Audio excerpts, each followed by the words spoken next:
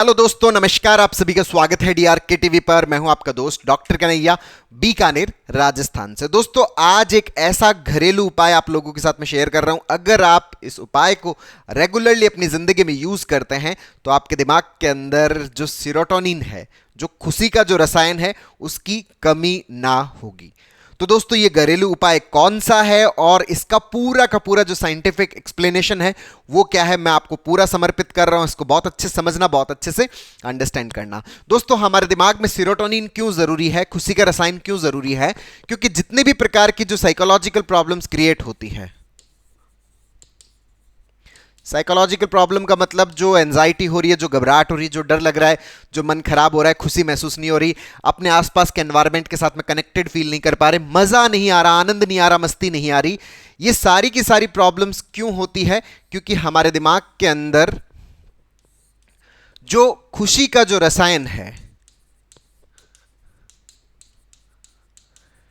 ये जो खुशी का रसायन है, इस खुशी के रसायन की मात्रा जो है वो हमारे दिमाग में क्या हो जाती है? कम हो जाती है। और जैसे ही मात्रा कम होती है तो हमारे अंदर क्या क्रिएट होता है? साइकोलॉजिकल प्रॉब्लम क्रिएट होता है। अब ये जो खुशी की मात्रा अगर ठीक है तो हम साइकोलॉजिकल प्रॉब्लम्स के अंदर क्या फील करते हैं? रिलीफ फील करते हैं। अगर खुशी के रसायन की मात्रा, सेरोटोनिन की मात्रा अगर कम है तो हम खुशी महसूस नहीं कर पाते। अब ये जो खुशी का रसायन है, इसकी मात्रा गड़बड़ क्यों होती है? क्योंकि हमारे दिमाग के अंदर जो ऑटोमेटिक जो नेगेटिव थॉट्स चलती है,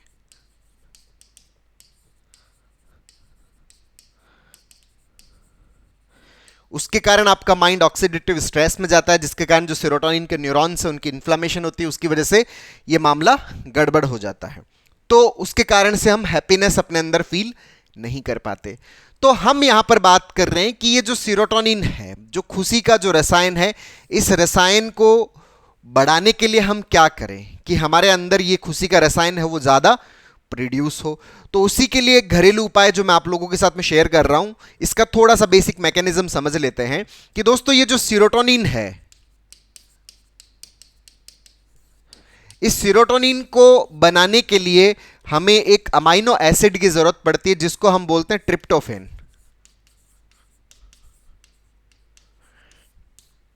ये जो ट्रिप्टोफेन है, इस ट्रिप्टोफेन से क्या बनता है? हमारे अंदर सीरोटोनिन बनता है। अच्छा, ट्रिप्टोफेन क्या है? यहां पर रॉ मटेरियल है। अगर ट्रिप्टोफेन हमारी बॉडी में, हमारे ब्रेन में अगर रिच मात्रा में उपलब्ध है तो सीरोटोनिन जो है हमारे दिमाग के अंदर बहुत ज्यादा मात्रा में बनेगा। अच्छा, ये ट्रिप्टोफेन क्या सीधा सीरोटोनिन में कन्वर्ट हो जाता है? नहीं, यहां पर एक मशीन की जरूरत पड़ती है। जैसे आप गेहूं लेके जाते हो, गेहूं अपने आप आटे में थोड़ी कन्वर्ट होता है, उसके लिए हमें किसकी जरूरत पड़ती है? चक्की की जरूरत पड़ती है, जो गेहूं को किस में कन्वर्ट करती है? आटे में कन्वर्ट करती है। उसी प्रकार से ये जो ट्रिप्टोफेन नाम का जो गेहूं है, इसको अगर आप सीरोटोनिन नाम के आटे में कन्वर्ट करना चाहते हैं तो उसके लिए एक चक्की की जरूरत पड़ती है, जिसको अपन बोलते हैं ट्रिप्टोफेन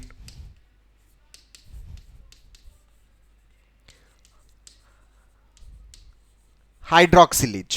ये एक प्रकार का एंजाइम है जो ट्रिप्टोफेन हाइड्रोक्सिलेज, जो क्या करता है, इस ट्रिप्टोफेन को किस में कन्वर्ट कर देता है? सीरोटोनिन के अंदर कन्वर्ट कर देता है। अब ये जो ट्रिप्टोफेन हाइड्रोक्सिलेज नाम की जो चक्की है, जिसके चलने पर ये ट्रिप्टोफेन किस में कन्वर्ट होता है? सीरोटोनिन में कन्वर्ट होता है। तो इस ट्रिप्टोफेन हाइड्रोक्सिलेज नाम की जो चक्की, अब चक्की को चलाने के लिए किसी ना किसी की तो जरूरत पड़ती है ना। तो यहां पर इस चक्की को चलाने के लिए मुख्यतः दो कंपाउंड की बहुत ज्यादा जरूरत पड़ती है, जिसको एक तो बोलते हैं अपन फोलेट और एक अपन बोलते हैं मैग्नीशियम।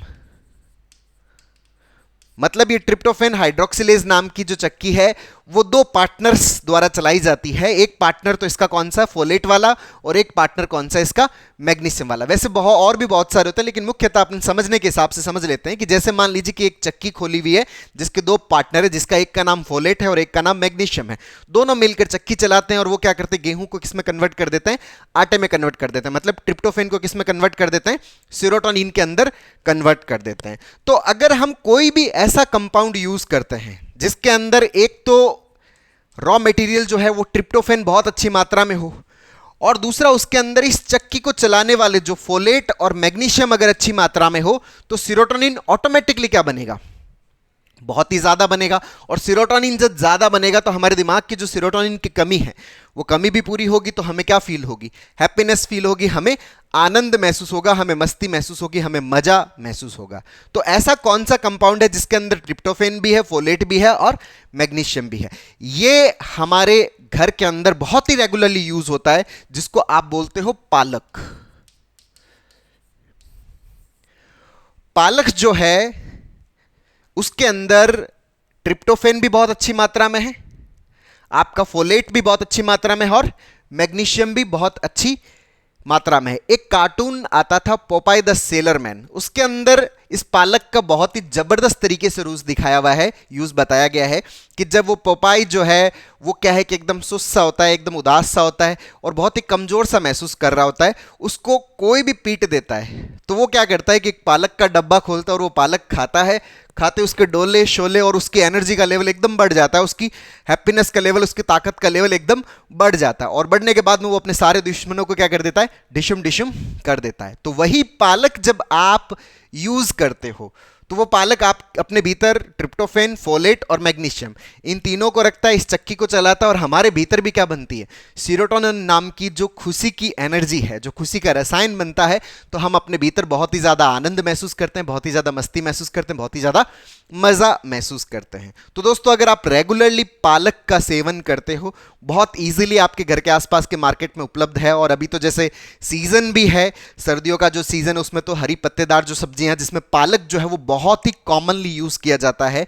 तो अगर आप इसको यूज करते हो तो ये आपके दिमाग के अंदर सीरोटोनिन की कमी को नहीं आने देगा। और दोस्तों अगर हम परमानेंटली अपनी साइकोलॉजिकल प्रॉब्लम से बाहर निकलना चाहते हैं तो हमें हमारा जो रूट मैकेनिज्म है, जो ऑटोमेटिक जो हमारे दिमाग के अंदर जो नेगेटिव थॉट्स आते हैं उसको हमें सही करना पड़ेगा। और उसको सही करने के लिए हमें हमारे जो नेगेटिव न्यूरोनल पैटर्न्स हैं उनको सही करना पड़ेगा और पैटर्न्स को सही करने के लिए हमें रेगुलरली सीबीटी के प्रैक्टिस की जरूरत है। तो दोस्तों अगर आपको ये वीडियो पसंद आया तो नीचे कमेंट बॉक्स में लिखकर जरूर बताइएगा। और अब तक यदि आपने मेरे यूट्यूब चैनल डीआरके टीवी को सब्सक्राइब नहीं किया तो प्लीज उसे सब्सक्राइब करें ताकि मेरे नए वीडियो का नोटिफिकेशन आप तक सबसे पहले पहुंचे। दोस्तों हम लोगों ने जो एंजाइटी है, पैनिक है, जो ओवर थिंकिंग है, जो नेगेटिव थिंकिंग है, जो ओसीडी है, इसको हम कैसे परमानेंटली खत्म कर सकते हैं, इसके ऊपर हम लोगों ने स्टेप बाय स्टेप लर्निंग का एक पूरा सीबीटी का वर्कशॉप लॉन्च किया हुआ है, जिसका लिंक नीचे डिस्क्रिप्शन में, जिसको आप अपने भीतर इंस्टॉल करके अपनी साइकोलॉजिकल प्रॉब्लम्स को पूरी तरह से खत्म करने में बहुत अच्छे से मदद ले सकते हो। बहुत बहुत धन्यवाद दोस्तों। जय हिंद, जय भारत।